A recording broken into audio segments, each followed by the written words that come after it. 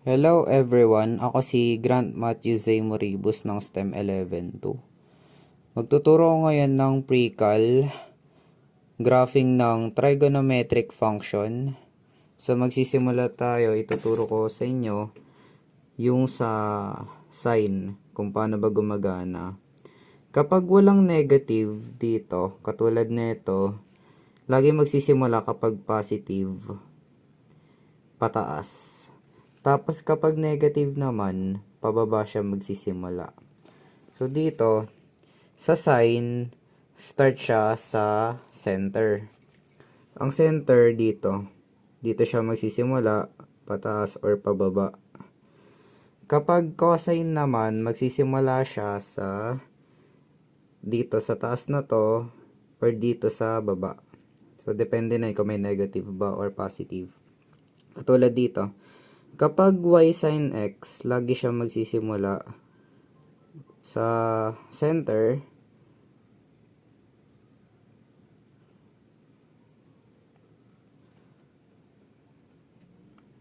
Kapag sa cosine naman, pag positive cosine, lagi siya magsisimula sa pagganyan, sa taas. Tapos pagganyan. Tapos taas ulit. Tapos pababa.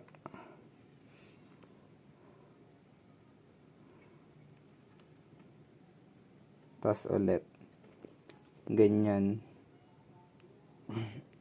So, ituturo ko sa inyo yung formula. Ang formula is y is equals to a sin bx plus c plus d. Kunyari, dito naman, sa amplitude, tuturo ko sa inyo kung paano siya gumagana. Kunyari, 2. Yung amplitude natin, yung sa harapan, tapos sunod yung sign. Dahil number 2 to, magsisimula tayo sa 2. Tapos, kapag 1 naman nakasulat dito, din 1. Since sign siya, sa center tayo magsisimula. So, packet siya. Tapos, bababa. Tapos, pag ganyan, then, tatas ulit siya papuntang center. Ganyan yung graphing niya. So, yung sa D, infinite yan. So, pwede ka pa magdugtong nito, tapos ganun ulit, taas. Yung formula naman sa P ay ito. So, P is equals to 2 pi over B. Kunyari dito, may may paganyan. May paganyan yan sa sa dulo. Ito na yung B. Tapos may X dito banda. So depende na yun dito. Kung may number dito, pwede rin siya maging pi ganun. Basta yun na yan. Gagawin. Yung sa sin X, pag kunyari X sin X lang siya, wala. May invisible 1 dito. So yan, 1 to. 1. Tapos dito ulit. Tapos pababa. Ganyan. Y is equals to sin 2x. So, ang B natin, laging nandito. Yan. So, B is equals to 2. Tapos, yung P natin,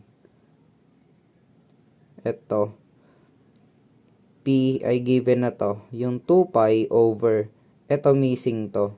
Since nahanap na nga natin yung yung B, which is ito, ilalagay lang natin yung 2. Tapos, equals to sa pi. So, nagbigay na ako ng given dito kung paano siya sasagutan. Tuturo ko sa inyo. Madali lang siya. So, itong given natin is y is equals to 2 sin 1/2 x. Hanapin natin yung amplitude. Ang amplitude natin na tinuro ko, laging nasa harap ng, or mauuna yung number na yon sa sin or cosine. So, ang dito is 2. Yan, 2. Tapos yung P natin, hanapin natin yung B. So, nasan yung B? Ang B natin, laging katabi nito. So, ito yung B natin. So, 1/2. 1/2. So, kapag nakuha mo na yung sagot nung yan, lalagay mo sa calculator, ang lalabas dyan is 4. So, graphing na tayo. Since ang amplitude natin ay 2 sa taas, dahil sign, sa center muna tayo magsisimula. Tapos, ito, 1, 2. Tapos dito,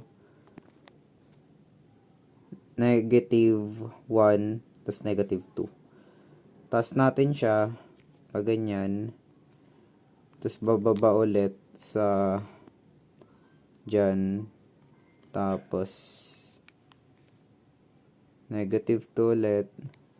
Hanggang sa mapunta dito. Ganyan lang siya kadali graph. So, mostly pag ganyan talaga eh. Ganyan lang. So, yun, I hope natutunan nyo. Yun lang ang may tuturo ko sa inyo. Bye-bye.